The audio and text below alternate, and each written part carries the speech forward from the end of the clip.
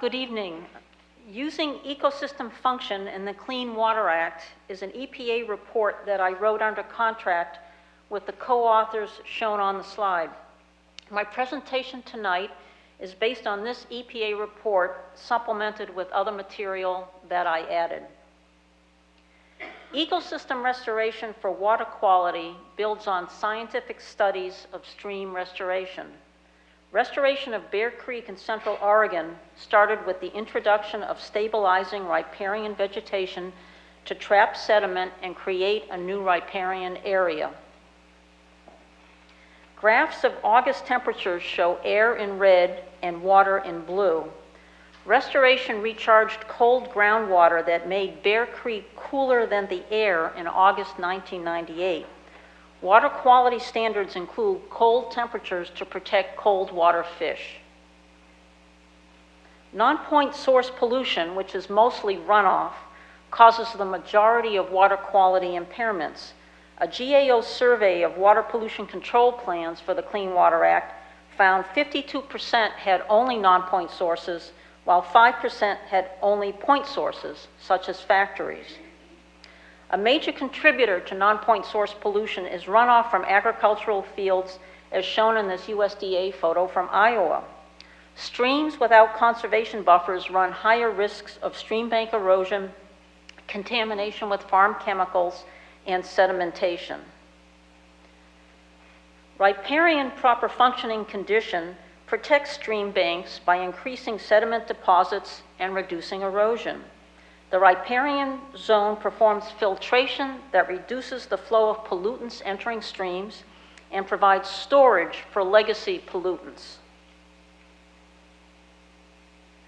The extensive agricultural riparian buffer shown in the photo provides riparian functions that reduce non-point source pollution entering Bear Creek in Story County, Iowa.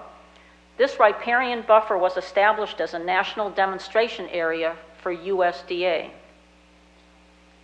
Riparian proper functioning condition indicates the ability of the ecosystem to reach its potential to control non-point source pollution. Assessment protocols consider aspects of vegetation, soil landform, and hydrology. Assessment of riparian proper functioning condition must be viewed in the context of potential natural conditions. The Colorado River in the Grand Canyon, in the left photo, has a potential natural condition of warm and sediment-laden water. For a mountain lake, in the right photo, it is cold and clear water. Bear Creek in Central Oregon had proper functioning condition in 2007 with stable stream banks. In 1977, Bear Creek was non-functional. The middle rating, functional at risk, is functional but vulnerable to degradation.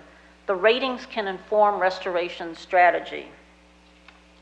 Nitrogen that promotes the dead zone flows with sediment into the Gulf of Mexico. Legacy nitrogen from past pollution may prevent achievement of water quality goals. Restored riparian wetlands can remove legacy nitrogen and reduce the dead zone. A federal action plan aims to reduce the Gulf of Mexico dead zone to 1,900 square miles, about the size of Delaware. The 5-year average on the dead zone is 3 times Delaware. So failure to meet this goal in 2015 pushed the target year to 2035. Adaptive management for non-point source pollution uses ecosystem function assessments for early signs of changes in physical processes. Water quality responses are detected by in-stream measurements. Data integration requires collaboration. Adaptive management faces challenges in privacy, access, and free speech. Legal and technical barriers limit public access to data from private lands. A legal dispute in Wyoming reflects national debates about citizens collecting pollution data.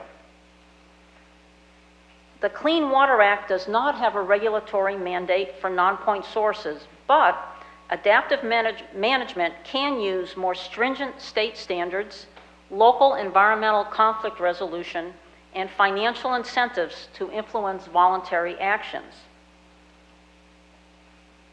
Public discussion in the state of Ohio is considering more stringent state regulations on non-point source phosphorus, a major stimulus of harmful algal blooms in Lake Erie that threaten drinking water systems with water intakes in Lake Erie. There are varied sources of financing shown on the slide for land use and ecosystem restoration at federal, state, and local levels. The EPA Smart Growth Program provides guidance on development strategies to protect health and the environment while strengthening the economy. Stream restoration increases ecological resilience.